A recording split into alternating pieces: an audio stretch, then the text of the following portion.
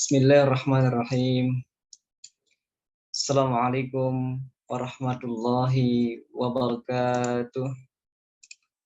Waalaikumsalam warahmatullahi wabarakatuh. Alhamdulillah. Alhamdulillahilladzi nahmaduhu wa nasta'inuhu wa nastaghfiruh.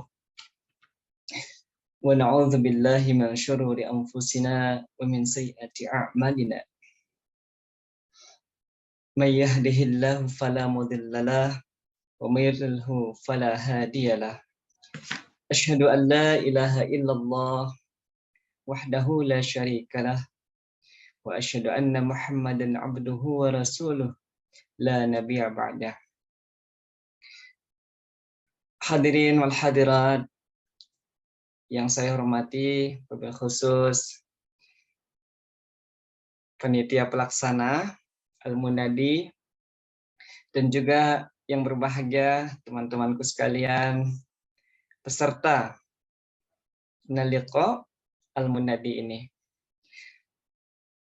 Pada kesempatan yang baik ini saya akan ikut membersamai teman-teman semua untuk mencoba mereview sebuah buku menarik yang tentunya akan menjadi bahasan kita di malam yang penuh dengan kebahagiaan ini.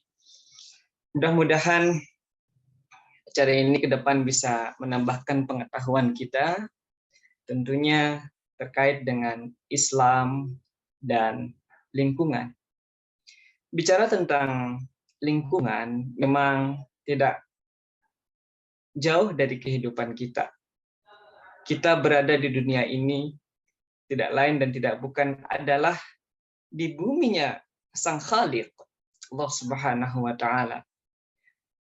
Oleh sebab itu maka menarik kiranya kita membahas ini secara teoritik dan juga secara filosofis untuk kita bisa mengetahui lebih mendetail bagaimana sih hubungan kita dengan lingkungan, apa saja yang perlu kita perbuat untuk kebaikan dan kemaslahatan kehidupan ini ke depan.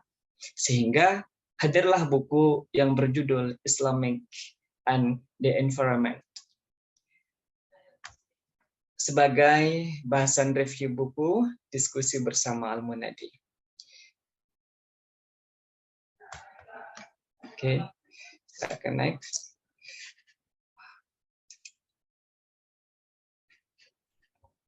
Maaf, ini slide-nya masih belum bisa berjalan.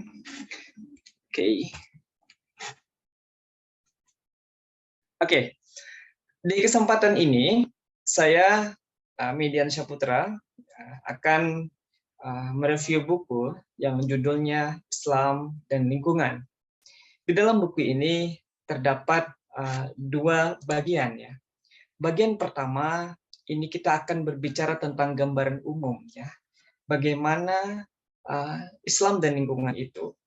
Kemudian bagian kedua nanti kita akan mendengarkan juga dari pembicara kedua kita.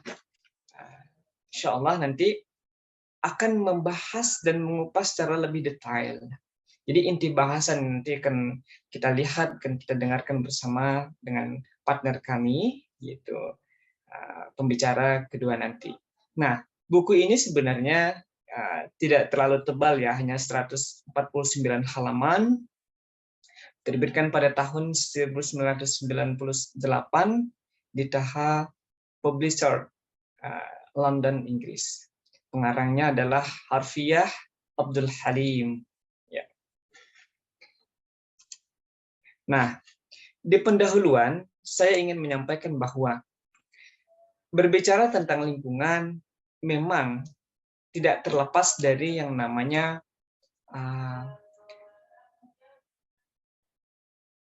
kehidupan kita, tidak terlepas dari yang namanya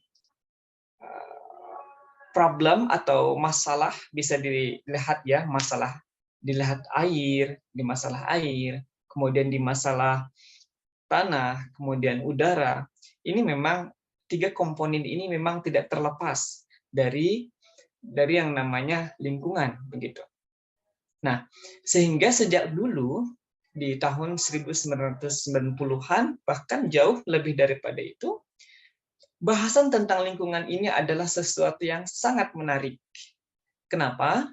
Karena kita tahu ya bahwa konsep dan teori yang dikeluarkan oleh para pemikir dulu itu banyak sekali dan beragam.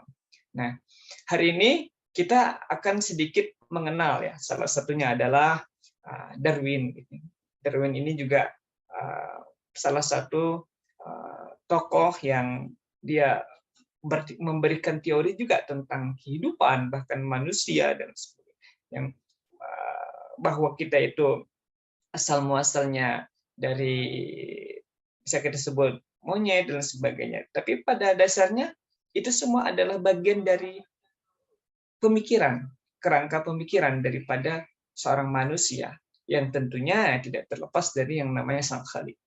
Tentu ini sangat menarik, kenapa? Karena di dalam kehidupan kita ini ada keimanan yang bisa menyertai kita, yang akan memberikan keselamatan kepada kita. Salah satunya adalah Al-Quranul Karim, nanti yang akan memberikan pedoman dalam hidup kita ini.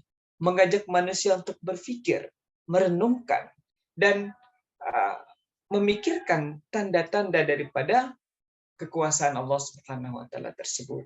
Sehingga ini nanti menjadi menarik. Kenapa? Karena kalau kita melihat ya di ranah sains, tidak terlepas dari yang namanya riset, adanya bioteknologi, kemudian adanya riset terkait mengatasi problem begitu. Itu adalah bagian dari pengembangan pengetahuan, tapi tidak terlepas dari yang namanya pedoman begitu dalam hidup, yaitu Al-Quran dan As-Sunnah.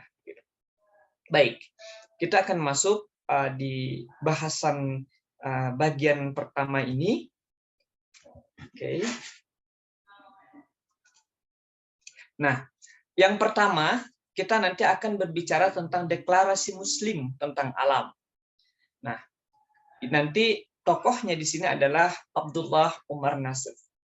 Kemudian yang kedua, kita juga akan berbicara tentang Islam, ekologi, dan tata dunia. Jadi, tokohnya siapa? Tokohnya adalah Fazlun Khalid.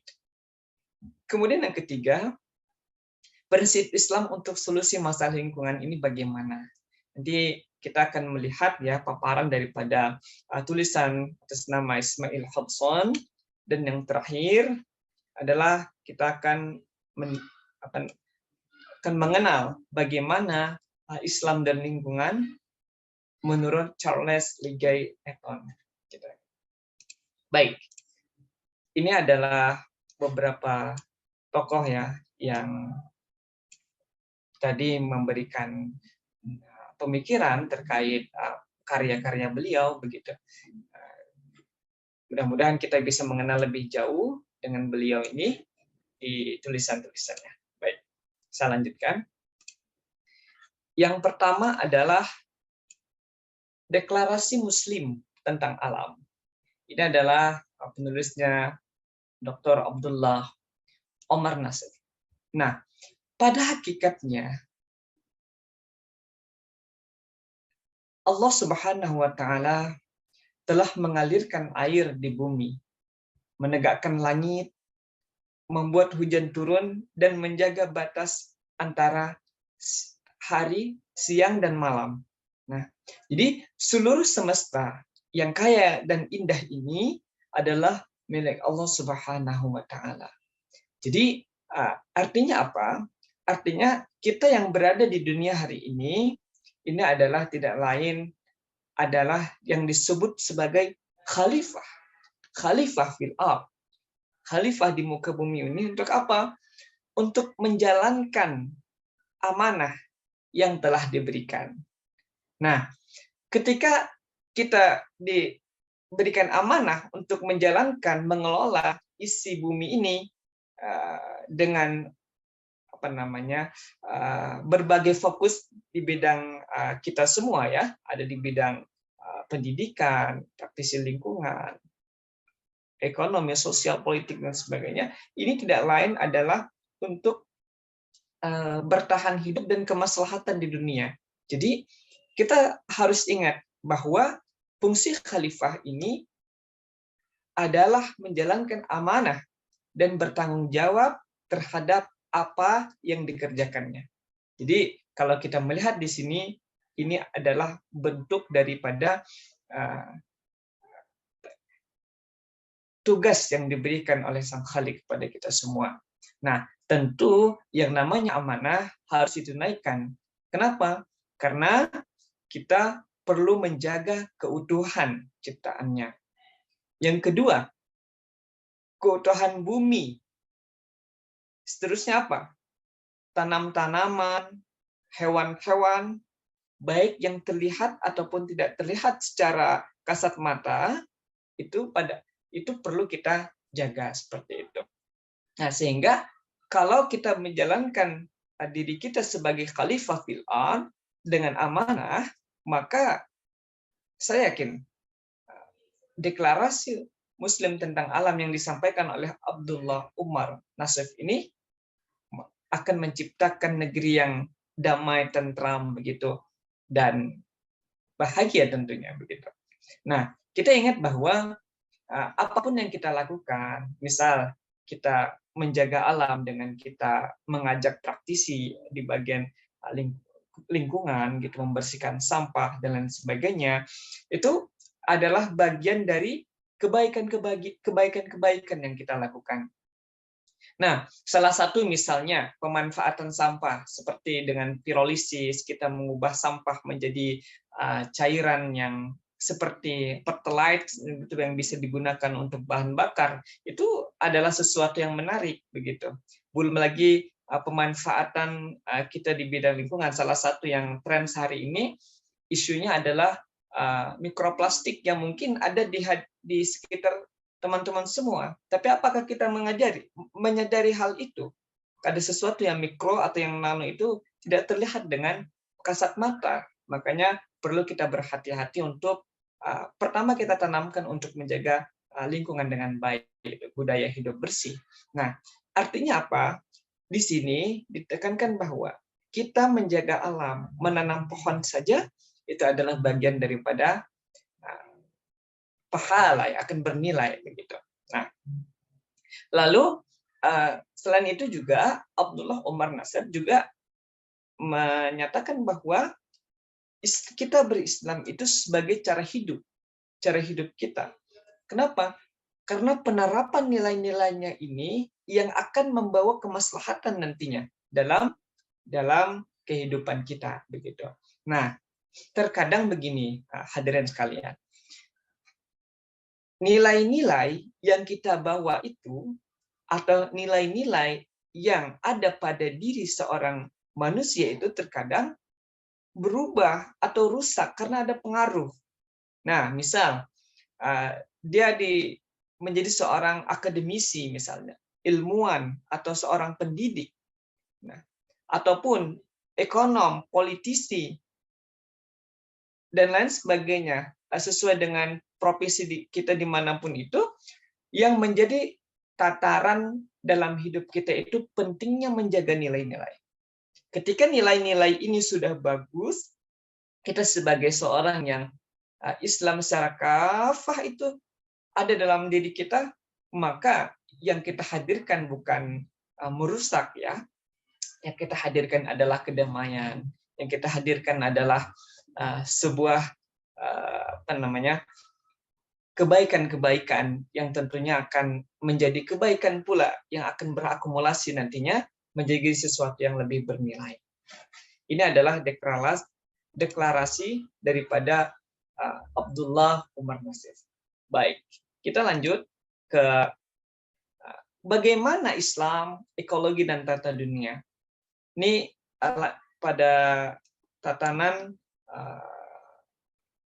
tokoh Fazlun Khalid. Nah, di awal beliau Fazlun Khalid ini menyampaikan bahwa paling tidak ada 3 hal yang menjadi problem ataupun masalah gitu. Ya. Yang pertama adalah penyalahgunaan.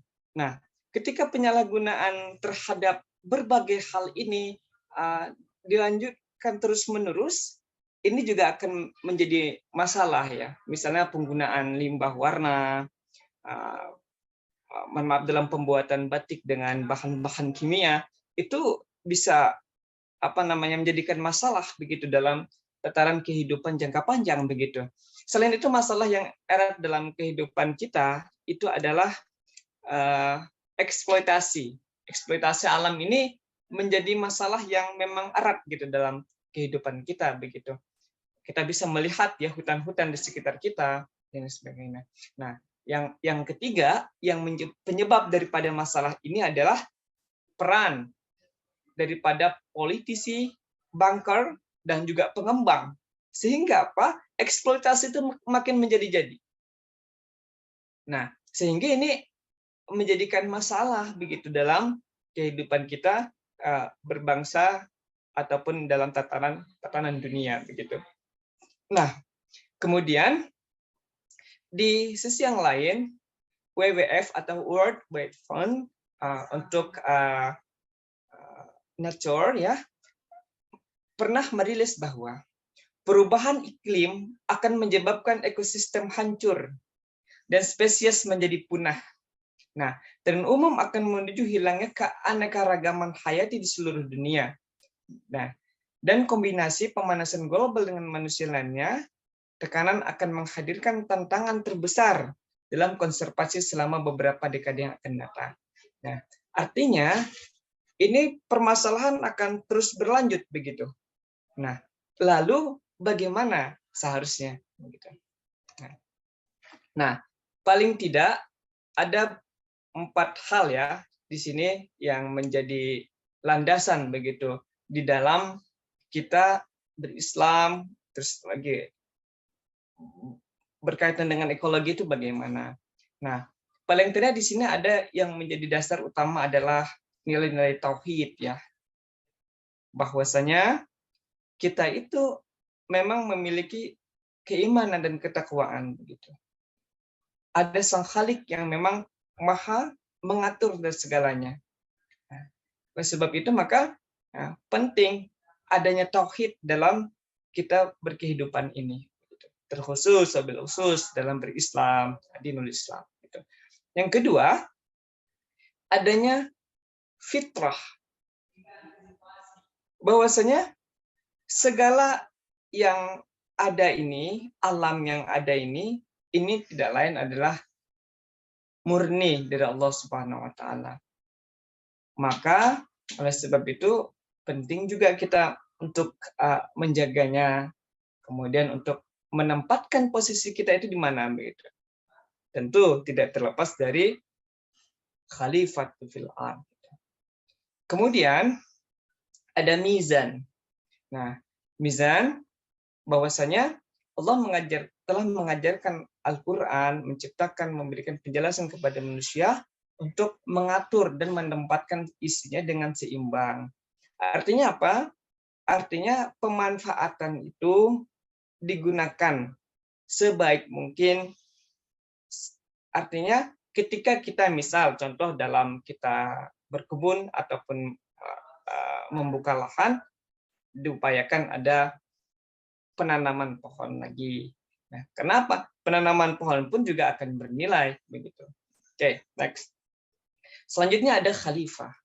Nah, seperti yang saya sebutkan di awal bahwa khalifah ini adalah yang bertugas untuk mengatur dan menjalankan amanah itu. Jadi wewenangnya itu diberikanlah kepada manusia, yaitu kita semua yang ada di sini begitu. Oke. Begitu. Kemudian ada beberapa hal yang melampaui batas atau melanggar batas-batas yang seharusnya ini tidak terjadi begitu. Nah, ini agak sedikit masuk di tataran filosofis ya. Jadi dua peristiwa yang terjadi selama kebangkitan Eropa itu, ada kekuatan Kristen pada abad ke-16 dan 17 yang secara fatal melanggar batas luar tatanan alam. Jadi di sini sudah mulai adanya kita bisa lihat ya yang disebut dengan eksploitasi itu untuk penguasaan itu sudah terlihat di sini.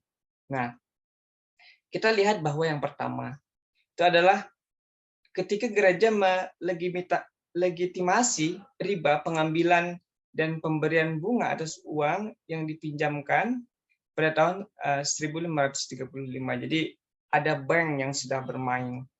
Yang kedua adalah perubahan persepsi tentang alam semesta. Nah, jadi ini dipicu oleh beberapa pemikir ya, seperti René Descartes. Ya. Jadi ini nanti tokoh-tokoh ini yang akan mempengaruhi nantinya alam ini ke depan begitu. Nah, sejak muncul tokoh-tokoh ini, jadi orang itu sudah berpikir antara misal pemikirannya dengan materi begitu. Karena apa? Karena munculnya tokoh René Descartes ini mengakibatkan berkembangnya suatu pemikiran-pemikiran baru, misalnya salah satunya adalah skolarisme. Nah, dengan harapan kita ini sebagai generasi muda yang tentu kita belajar juga dari sejarah-sejarah sebelumnya bahwa adanya upaya untuk mengokohkan begitu. Agar apa? Agar tidak terfragmentasi begitu. Kemudian timbul lagi masalah-masalah yang lain akibat dari ini semua begitu. Salah satunya adalah usukrasi. Jadi kalau bahasa sederhana yang mungkin saya bisa simpulkan dari bacaan ini adalah kesalahan dalam tatanan ekonomi dunia. Jadi bank berada di belakang setiap pemerintahan, setiap pembisnis besar ataupun kecil, untuk apa? Untuk menyokong proyek-proyek besar begitu. Sehingga eksploitasi banyak terjadi, masalah-masalah alam ya banyak terjadi begitu. Nah, sehingga apa? Sehingga perlu ada yang namanya kembali kepada aturan-aturan yang berlaku begitu sesuai dengan tatanan persepsi saya yang lebih baik adalah tatanan agama yang menjadikan diri kita ini sebagai penguasa dan pemiliknya. Kita akan kembalikan ke sana. Sehingga kalau ini sudah kita lakukan, maka lingkungan ini ya akan terjaga dengan baik begitu. Tidak ada semena-mena seperti itu dan sebagainya. Next. Oke. Ini ya dalam surat Ar-Rum kita bisa melihat bahwa telah tampak kerusakan di darat dan di laut disebabkan karena perbuatan tangan manusia. Allah menghendaki agar mereka merasakan sebagian dari akibat perbuatan mereka, agar mereka kembali kepada jalan yang benar. Nah, begitu. Harapannya dari sini kita bisa belajar banyak bahwa ternyata hari ini banyak sekali problem akibat daripada salah dalam berpikir begitu. Sehingga pemikiran ini merasakan sebuah tindakan yang juga menjadi masalah juga. Harapannya kembali kepada aturan yang ada begitu. Baik. Lalu bagaimana prinsip-prinsip Islam untuk solusi masalah ini? Sehingga hadirlah tokoh yang kita sebut Ismail Hobson ya dalam tulisannya begitu, bahwa beliau sampaikan melalui tulisan itu. Ustaz. Ya. Tinggal 5 menit lagi Ustaz ya. Baik. Ya. Tidak ada yang berdiri sendiri. Ya, pasti ada penciptanya. Maka pencipta manusia dan alam ini adalah satu kesatuan yang memang berkesinambungan begitu, saling berhubungan begitu. Nah, maka yang terpenting bagi kita adalah untuk taat. Taat, kenapa?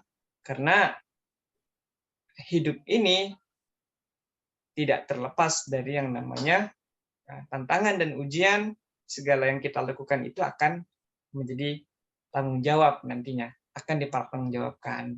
Nah, sehingga hal mendasar yang menjadi dalam prinsip Islam ini adalah negeri akhirat itu kami jadikan bagi orang-orang yang tidak menyombongkan diri dan tidak berbuat kerusakan di muka bumi. Dan kesudahan yang baik itu bagi orang-orang yang bertakwa. Ini dijelaskan dalam surat Al-Qasas ayat 83. Nah, sekarang kita melihat bahwa inna fi khalqis samawati wal ardi wa ikhtilafil laili wan nahar la ayatil liulil albab. Jadi sesungguhnya dalam penciptaan langit dan bumi dan silih bergantinya siang dan malam terdapat tanda-tanda orang yang berakal, yaitu orang yang mengingat Allah sambil berdiri atau duduk atau dalam keadaan berbaring. Mereka memikirkan tentang penciptaan langit dan bumi seraya berkata, ya Tuhan kami, tidaklah Engkau menciptakan ini dengan sia-sia, maka Maha suci Allah, Maha suci Engkau, maka peliharalah kami dari siksaan neraka. Ini beberapa hal-hal mendasar ya yang saya ambil dari tulisan Ismail Hobson ini. Lalu bagaimana Islam dan lingkungan itu menurut Charlie Guy Attan. Nah, ini adalah poin terakhir ya daripada bahasan bagian awal ini. Nah, di awal Guy Attan menyampaikan bahwa kehidupan ini tidak terlepas dari yang namanya sikap modernis dan fundamentalis. Kenapa? Karena tanpa disadari juga ini ada pada manusia-manusia yang hari ini berada di tataran lingkungan ini, alam ini. Nah, jadi sikap modernis yang mana berhubungan dengan hubungan manusia dan lingkungan sekitarnya pada zaman modern. Nah, kemudian sikap fundamentalis ini adalah sebuah gerakan dalam sebuah aliran atau paham yang berupaya kembali kepada apa yang diyakini sebagai dasar atau asas fundamental. Artinya, dari sini kita bisa belajar bahwa pentingnya untuk kembali kepada pemahaman-pemahaman yang mendasar begitu. Nah, sehingga kita tidak terpengaruh. Kenapa? Karena kita belajar dari sejarah bahwa kota Islam itu dibangun dengan ketentuan syariat. Artinya apa? Artinya semua berlandaskan pada asas-asas yang fundamental ya, seperti Al-Quran dan hadis yang memang menjadi pedoman dalam hidup begitu. Nah, akan tetapi saat ini sebagian besar itu ada masuknya pengaruh-pengaruh sekuler di dalam kehidupan ini, sehingga apa? Sehingga tereduksi ya, tidak lagi murni seutuhnya begitu. Nah, kemudian kita bisa melihat juga di sini adalah adanya pengaruh Barat. Nah, pengaruh Barat ini yang menjadi problem ya, di samping sekularisme, di sini ada dualisme dan materialisme. Yang apa? Yang membuat manusia ini ingin menguasai sehingga melakukan eksploitasi bukan menjadi hal yang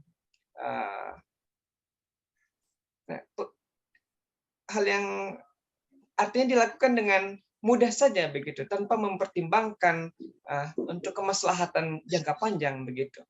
Nah, terakhir adalah makna realitas di sini yang memang juga masuk bagian daripada pengaruh ini. Terakhir, sebagai closing daripada tahapan awal ini, yaitu tentang Islam dan lingkungan. Nah, Sebagai seorang muslim dituntut untuk selalu mengingat dan mentaati perintah Allah dan sunnah-Nya semaksimal mungkin dan semampu kita.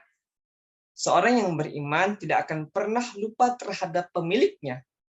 Pemantapan tauhid dalam diri akan menyatukan segala hal kehadiran Allah Subhanahu wa taala sehingga ketenangan dan kemaslahatan akan menyertai kita. Mudah-mudahan bahasan ini menjadi awal untuk kita masuk kepada bagian 2 di buku Islamic and the Environment. Terima kasih. Assalamualaikum warahmatullahi wabarakatuh.